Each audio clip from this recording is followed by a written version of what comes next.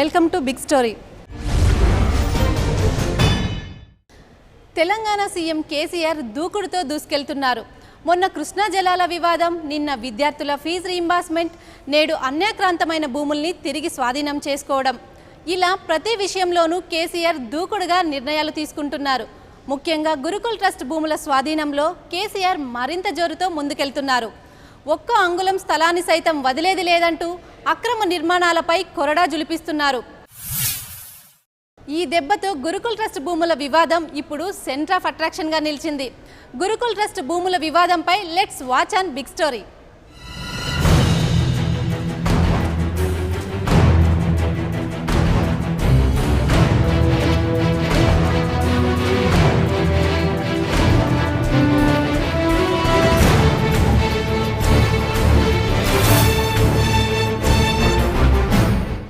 ప్రభుత్వాలు మారినా, అధికారంలోకి ఎవరు వచ్చినా అందరి దృష్టి అక్కడే. మట్టే బంగారమా అనేంతలా కోట్లు విలువ చేసే భూములు, అవే హైటెక్ సిటీకి కూతవేటు దూరంలో ఉండే గురుకుల్ ట్రస్ట్ భూములు. అసలు ఈ ట్రస్ట్ భూముల ప్రాముఖ్యం ఏమిటి, దీని వెనుక నడిచిన కథా కమామిషు ఏంటో చూద్దాం.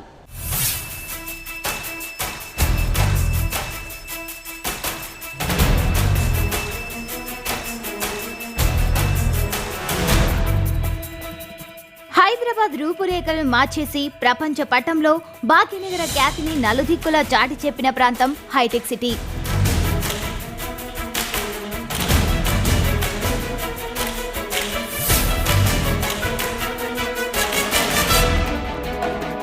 రాజధానిలో హైటెక్ సిటీ సమీప ప్రాంతంలోని భూములంటే హాట్ కేక్లనే చెప్పవచ్చు.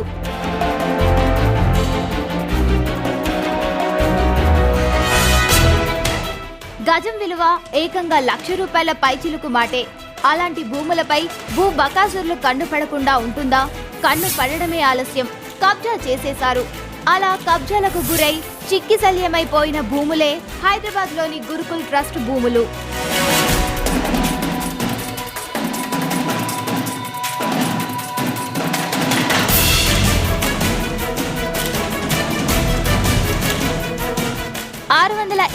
ఎకరాల్లో విస్తరించిన సువిశాలమైన గురుకుల్ ట్రస్ట్ భూములు నగరంలో హాట్ కేక్లనే చెప్పవచ్చు. అయితే కబ్జా కోరుల కోరల్లో చిక్కి మిగిలిన ట్రస్ట్ భూములెంతో. ప్రస్తుత భూ స్వాధీన ప్రక్రియలో ప్రభుత్వం నిజాయితీగా ముందుకు సాగుతుందా, లేదా తూతూ మంత్రం తంతులా ముగిస్తుందా అనే సందేహాలు సగటు ప్రజల్ని కలవరపెడుతున్నాయి.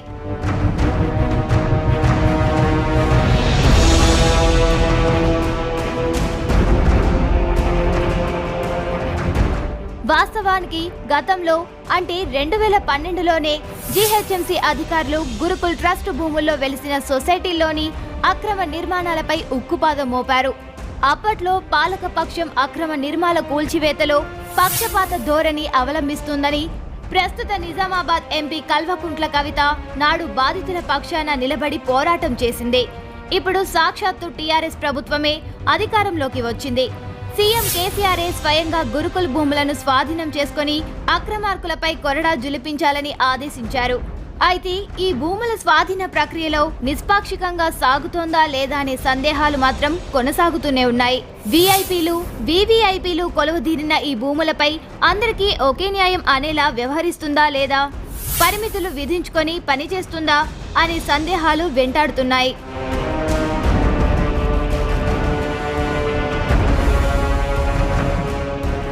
సీఎం నుంచి ఆదేశాలు వెలువడిన గంటలోనే అధికారులు ఆచరణలోకి దిగారు. నిబంధనలకు విరుద్ధమంటూ గురుకుల్ ట్రస్ట్ భూముల్లో నిర్మాణాల కూల్చివేతను ప్రారంభించారు. ముందస్తు నోటీసులు లేకుండా కూల్చివేతలు చేపట్టడంపై అయ్యప్ప సొసైటీ సభ్యులు అభ్యంతరం వ్యక్తం చేస్తున్నారు. అవి ప్రభుత్వ భూములు, తిరిగి స్వాధీనం చేసుకోవాలని సర్కారు రంగంలోకి దిగగా అన్యాయంగా మా భూములు లాక్కుంటున్నారని బాధితులు ఆరోపిస్తున్నారు. స్క్వాడ్ మున్సిపాలిటీ వాళ్ళు వచ్చి బిల్డింగ్లు పడగొడుతున్నప్పుడు ఈ కేసీఆర్ గారి అమ్మాయి అయినటువంటి కవిత కూడా వచ్చి ఆ రోజు మాకు న్యాయం చేస్తానని చెప్పేసి ఆ రోజు కూడా మాదాపూర్ పోలీస్ స్టేషన్ లో అరెస్ట్ కావడం కూడా జరిగింది. ఎందుకనంటే ఇది చెప్తున్నామంటే వాళ్ళకి తెలియాలి, ఇది ఇక్కడ ఉండే విషయం కూడా వాళ్ళకంతా తెలియాలి. కాబట్టి ఎమ్మటే దీని మీద స్పందించి ముఖ్యమంత్రి గారు ఎమ్మటే దీని మీద చర్య తీసుకుని ఆపాల్సిందిగా కోరుకుంటూ మా సొసైటీ తరఫున నేను విజ్ఞప్తి చేస్తున్నాను. అసలు గురుకుల్ ట్రస్ట్ భూములు ఎక్కడివి, ఎవరు కొనుగోలు చేశారు, నిర్మాణాలు చేపట్టిందెవరు, ఇవి ప్రభుత్వ భూములా లేక ప్రైవేట్వా అన్న కథలోకి వెళ్తే ఎన్నో ఆసక్తికరమైన కోణాలు బయటపడతాయి. అసలు ఈ భూములపై కన్నేసిన పెద్ద డేగలెవరు, వాటిలో ఇరుక్కుపోయిన అల్పజీవులెవరో తేలిపోతాయి.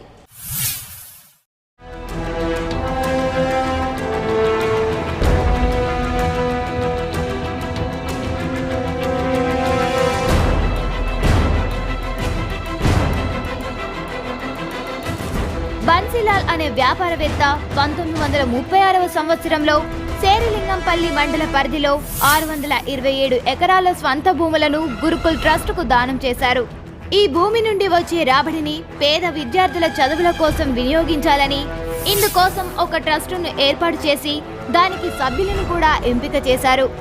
కాలక్రమేణా ఇంత భూమిని కాపాడటం కష్టమని భావించిన సభ్యులు కొద్ది కొద్దిగా మెల్లమెల్లగా ఆ స్థలాన్ని ఎకరాలుగా విభజించడం మొదలుపెట్టారు.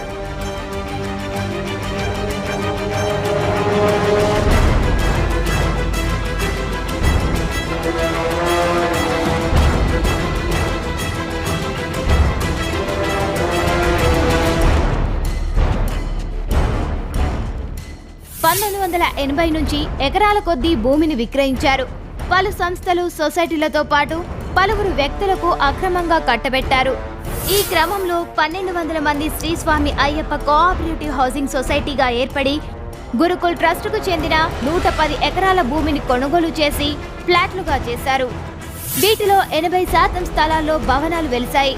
అనుమతులు లేకపోయినా బహుళ అంతస్తుల నిర్మాణాలు చేపట్టారు. ట్రస్ట్ భూముల్లో ప్రస్తుతం అయ్యప్ప సొసైటీతో పాటు survey of India, Brindavan colony, Bhagyanagar society, Vigneshwar colony తదితర లేఅవుట్లు ఉన్నాయి.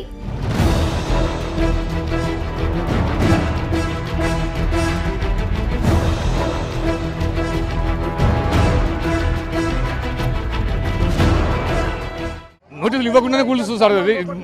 మరి దౌర్జన్యంగా చేస్తున్నట్టు మనం ఏం చేయగలుగుతాం మేము?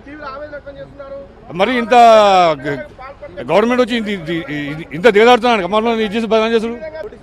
ఏమి ఎప్పుడు ఇవ్వలేదు సార్, మాకు నోటీసులు ఏమి ఇవ్వలేదు. మాకు ఇంతవరకు ఏ నోటీసులు కానీ ఏది కానీ ఏం లేదు. అయ్యప్ప సొసైటీకి సర్వే నెంబర్ 140లో 1215 ఫ్లాట్లు, మరో లేఅవుట్లలో వేర్వేరు సర్వే నెంబర్లలో 1000కి పైగా ఫ్లాట్లున్నాయి. 2002లో ఈ అక్రమ విక్రయాల్ని గుర్తించిన ప్రభుత్వం ఎండోమెంట్ యాక్ట్ ప్రకారం ట్రస్టుకు చెందిన భూముల అమ్మకాలు చెల్లవని స్పష్టం చేసింది. దీంతో భూములు కొన్న వారిలో కొందరు కోర్టుకు వెళ్లారు. అయితే ఆ అమ్మకాలు చెల్లవని, కొనుగోలు చేసిన వారి పత్రాలకు విలువ లేదని కోర్టు స్పష్టం చేసింది. అంతేకాదు, తదుపరి నిర్మాణాలు జరగకుండా ఆ భూములపై స్టేటస్ కో ఆదేశాలిచ్చింది. ఈ విషయంలో దేవాదాయ శాఖకు తగిన విధంగా సహకరించాల్సిందిగా రెవెన్యూ శాఖ ఉన్నతాధికారులకు సూచించింది. స్థలంగా ఉన్న వాళ్ళకి గజానికి ఇంత అని చెప్పి, లేదు కట్టిన వాళ్ళకి ఎస్ఎఫ్టీ లెక్క ఇంత అని చెప్పి తీసుకుంటే ప్రతి వాళ్ళు కట్టడానికి దీనికి సానుకూలంగా చూపుతున్నారండి. ఆల్రెడీ అంతకుముందు 78 కోట్ల వరకు సొసైటీ తాలూకా కానీ ఇట్లా కట్టడం జరిగింది. మళ్లీ కట్టడానికి కూడా ఇంకా సిద్ధంగా ఉన్నారు. దీనికి శాశ్వత పరిష్కారం చూపిస్తే అందరూ చాలా బాగుంటారు. లేకపోతే ఎన్నో కుటుంబాలు నాశనం అయిపోయే పరిస్థితి ఇక్కడ జరుగుతోంది. ప్లాట్లు కొనుగోలు చేసిన వారి విజ్ఞప్తులతో 2006లో ఈ అంశంపై సమీక్ష జరిపిన అప్పటి ప్రభుత్వం అయ్యప్ప సొసైటీలోని నిర్మాణాల కూల్చివేతను నిలిపివేసింది. ఈ భూముల్లో ఎలాంటి నిర్మాణాలు చేపట్టరాదని కూడా హెచ్చరించింది. ఇందుకోసం సొసైటీలోకి భవన నిర్మాణ సామాగ్రి రాకుండా నిషేధించాలని జీహెచ్ఎంసీ అధికారులను ఆదేశించింది. అయితే అది సాధ్యం కాదని అధికారులు పేర్కొన్నారు. అనంతర కాలంలోనూ యథేచ్ఛగా అక్రమ నిర్మాణాలు జరిగాయి. వీటిని గుర్తించిన జీహెచ్ఎంసీ అధికారులు 2007 ఏప్రిల్లో కూల్చివేతలు జరిపారు. దీంతో తమ భవనాల్ని క్రమబద్ధీకరించేంత వరకు ఎలాంటి అదనపు నిర్మాణాలు జరపబోమని బాధితులు స్థానిక మున్సిపల్ అధికారులకు అండర్టేకింగ్ ఇచ్చారు.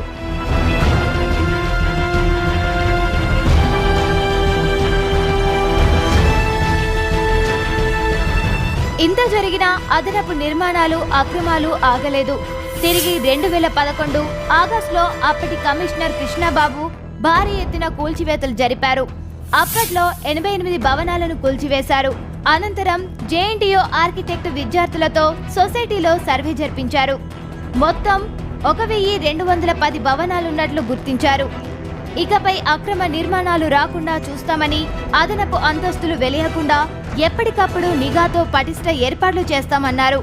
కొద్ది రోజుల పాటు సాగిన ఆ ప్రక్రియ తర్వాత ఆగిపోయింది. మళ్లీ అక్రమ అంతస్తులు వెలిశాయి. కూల్చిన భవనాలు మళ్లీ లేచాయి. కేసీఆర్ తాజా ఆదేశాలతో తిరిగి చర్యలకు ఉపక్రమించారు.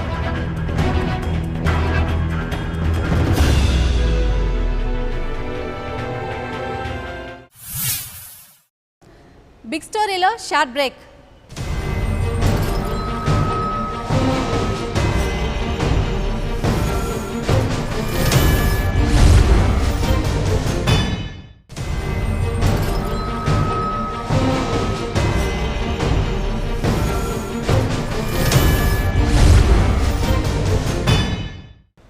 Welcome back to big story.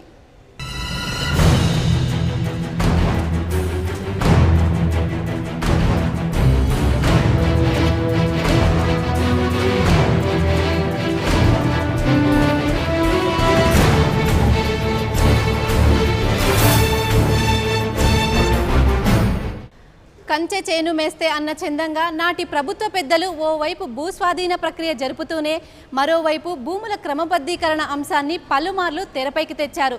దీంతో ప్రభుత్వం ఈ భూముల స్వాధీనం వ్యవహారంలో ఎంత చిత్తశుద్ధి ప్రదర్శిస్తుందనే సందేహాలు లేకపోలేదు.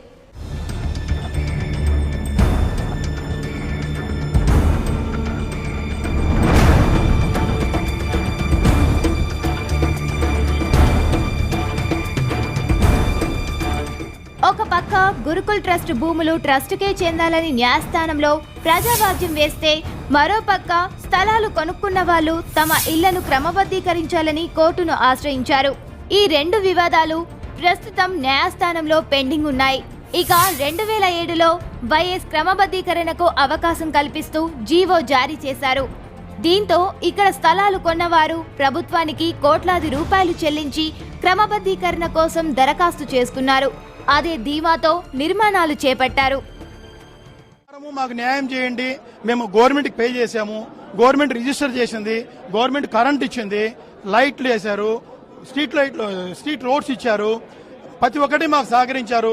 ఈరోజు ఇదే ఐప సొసైటీలో మంత్రులు ఉన్నారు, మాజీ మంత్రులు ఉన్నారు, ఆఫీసర్స్ అందరూ ఉన్నారు. కానీ మేము కోరేది ఏంటంటే అమాయకులు పగలగొడుతున్నారు. ధర్మం కాదు, ఇది 100% అధర్మం అని మా ఒరిజినల్ డాక్యుమెంట్తో మీ దగ్గర మీ సమక్షంలో పెడుతున్నామండి.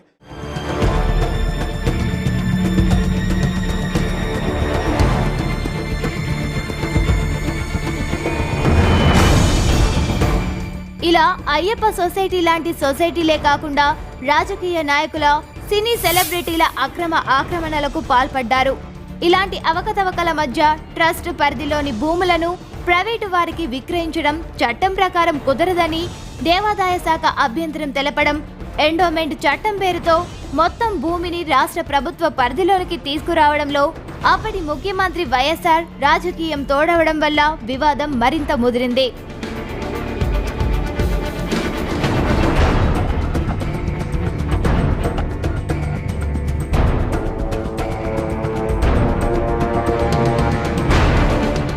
అదే సమయంలో మా స్వంత భూముల మీద ప్రభుత్వం ఆజమాయిషీ ఏంటని ప్రశ్నించిన బన్సీలాల్ మనవడు రవీంద్ర శవమై కనపడడంతో గురుకుల్ భూములు చుట్టూరా రౌడీయిజం రాజ్యమేలింది. స్థలాల క్రమబద్ధీకరణ పేరుతో వైఎస్ఆర్ సర్కార్ యుఎల్సి, ఎల్ఆర్ఎస్, బీపీఎస్ పథకాల కింద కోట్ల వసూలు చేసింది. ట్రస్ట్ సభ్యులు ప్రజా ప్రయోజన వాద్యంతో పోరాటం చేసినా ఫలితం లేదు.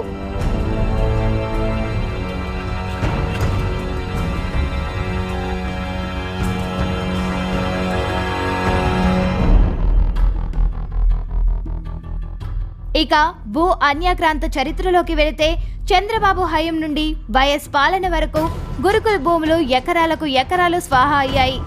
ఈ భూముల్లో 120 ఎకరాల విస్తీర్ణంలో నాగ్ బిల్డింగ్ హైటెక్స్ ఏర్పాటు కాగా 100 ఎకరాల భూమిని నోవాటల్ హోటల్ వెలిసింది. మరో 30 ఎకరాల భూమిని హుందై కార్ల సంస్థకు కట్టబెట్టారు. అన్నమయ్య కళాపీఠానికి, అవధాన పీఠానికి దాదాపు 6 ఎకరాల భూమిని కేటాయించారు. కొంత భూమిని హెచ్ఎండిఏకు కేటాయించారు. ఆల్రెడీ 1982లోనే అయ్యప్ప సొసైటీ పేరు మీద మ్యూటేషన్ అయిపోయింది. గవర్నమెంట్ రికార్డులు ఈ రోజు వెళ్ళి చూస్తే ఎవరన్నా సరే మేము కబ్జాదారులమా లేదా మేము ల్యాండ్ ఓనర్స్మా అనేది మీకు క్లియర్గా తెలిసిపోతుంది. దయచేసి కేసీఆర్ గారికి మా యొక్క విన్నపం, మీరు రెవెన్యూ రికార్డు నుంచి తెప్పించుకుని మ్యూటేషన్లో మా పేరు ఉన్నదా లేదా, 627 ఎకరాలకు మాకు సంబంధం లేదు, మా 140 ఎకరాలకి మాకు క్లియరెన్స్ ఉంది. ఈ దీంట్లో అందరు ఉన్న వాళ్ళంతా సామాన్య ప్రజానీకం. కోట్లు విలువ చేసే భూములపై వీఐపీల కన్ను పడకుండా ఉంటుందా? కన్ను పడడమే ఆలస్యం, భూములను భోంచేశారు. ఇప్పుడు తెరపైకి వచ్చిన భూస్వాధీన ప్రక్రియలో సైతం పెద్దల భూముల జోలికి అధికారులు వెళ్లడం లేదనే వాదనలు తెరపైకి వస్తున్నాయి.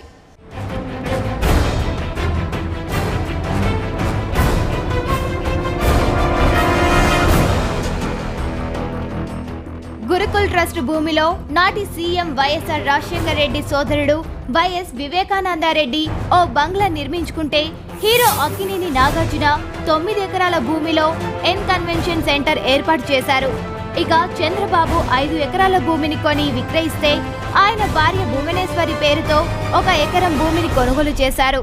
పురంధేశ్వరి, డిఎల్ రవీంద్రారెడ్డి, వైఎస్ తమ్ముడు సుధీకర్ రెడ్డి, వైఎస్ అంతరంగికుడు సూరి, అప్పటి కాకినాడ ఎమ్మెల్యే చంద్రశేఖర్ రెడ్డి, ఎమ్మెల్సీ కనుకుల జనార్దన్ రెడ్డి, సినీ నిర్మాత వడ్డీ రమేష్, ఇలా ఎందరెందరో పెద్దలకు ఇక్కడ భూములున్నాయి.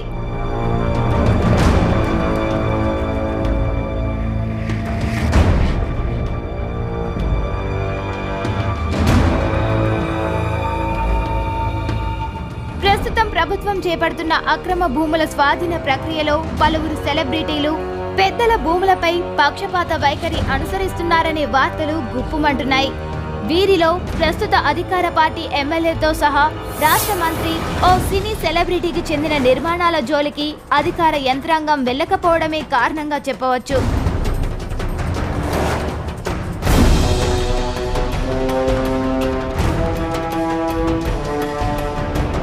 ఇక రాష్ట్రంలోని వక్ఫ్ భూములపై సైతం ప్రభుత్వం దృష్టి సారించే అవకాశం ఉందనే వార్తలు వెలువడుతున్నాయి. రాష్ట్ర వ్యాప్తంగా 1,67,226 ఎకరాల వక్ఫ్ భూములున్నట్లు వక్ఫ్ రికార్డులు చెబుతున్నాయి. వీటిలో 65,000 ఎకరాల వక్ఫ్ భూములు అన్యాక్రాంతం అయ్యాయని ప్రభుత్వ రికార్డులే పేర్కొంటున్నాయి. గల్లంతైన భూములను వదిలిపెట్టిన అధికారులు కేవలం తన రికార్డులో ఉన్న 1,67,226 ఎకరాల భూములే వక్ఫ్ భూములుగా చూపెడుతోంది.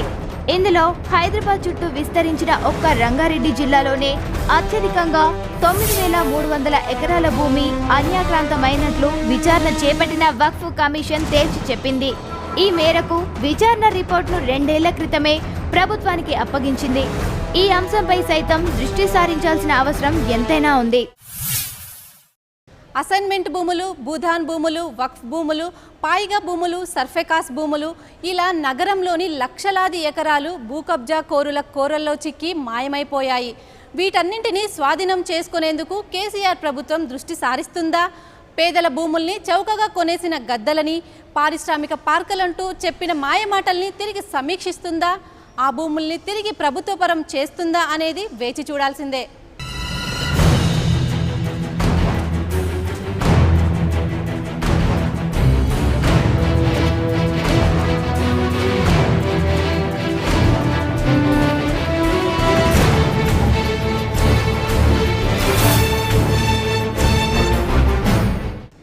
ఇది ఇవాల్టి బిగ్ స్టోరీ. మరో అంశంతో మళ్ళీ కలుద్దాం.